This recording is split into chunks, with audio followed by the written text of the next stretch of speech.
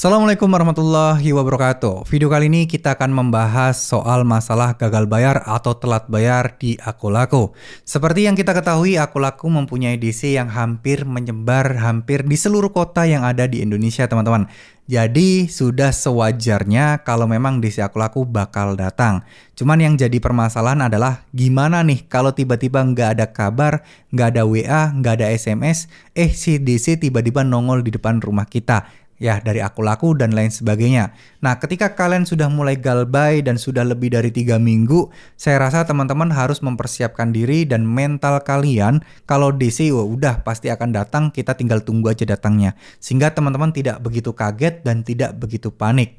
Karena gini, ketika kita tahu bahwa ada kepanikan-kepanikan yang ada gitu ya, ada kepanikan-kepanikan yang kita timbulkan dalam diri kita, itu kita pasti tidak akan bisa berpikir secara jernih.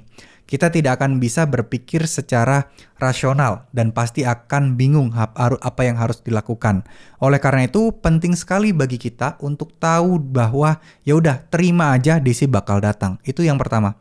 Yang kedua, ya kalau kita sudah menerima semua itu, insya Allah teman-teman, insya Allah semuanya akan ada kemudahan-kemudahan yang mana kemudahan-kemudahan ini nantinya teman-teman ya, nantinya kemudahan-kemudahan ini akan ya membuat kalian bisa menghadapi DC tersebut dengan lebih tenang.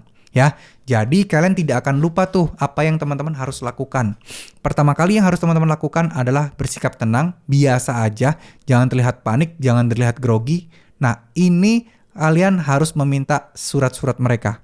Pak, mohon maaf, ngomong baik-baik aja. Pak, mohon maaf, kalau memang Bapak beneran dari Akulaku, mohon untuk bisa ditunjukkan surat-suratnya, Pak. Kemarin dapat sosialisasi dari OJK, arahan dari RT RW setempat, udah bilang aja gitu. Bahwa kalau ada DC yang datang, ini ada informasi dari OJK, Pak. Jadi Bapak disuruh melampirkan ini. Kalau memang tidak bisa melampirkan, ya sama RT sama RW setempat tidak boleh menerima masuk atau menanggapinya, Pak. Udah gitu aja. Mereka juga pasti males ya berurusan dengan warga, dengan RT RW. Jadi ya mereka mau nggak mau harus menunjukkan surat-suratnya kepada teman-teman. Ya, itu pertama yang harus dilakukan. Karena kebanyakan DC itu nggak bawa surat-suratnya. Kadang mungkin ketinggalan, kadang mungkin mereka juga belum punya. Kadang yang parahnya lagi itu nama DC-nya berbeda dengan nama ID card-nya, berbeda dengan sertifikatnya atau di surat penagihannya.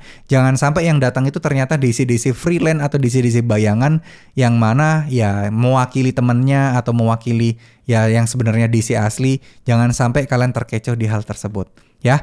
Nah, memang tidak mudah untuk bersikap kalau kita nggak takut bang. Untuk nge-switch mood kita itu susah. Untuk nge-switch pikiran kita itu susah banget. Iya betul, memang sangat susah. Oleh karena itu dibutuhkan sesuatu yang mungkin di luar jangkauan kalian. Apa itu? Yaitu mulai untuk mendekatkan diri dengan Allah SWT. Terus rajin beribadah, terus berdoa minta tolong, terus berdoa untuk diberikan selalu petunjuk dan lain sebagainya.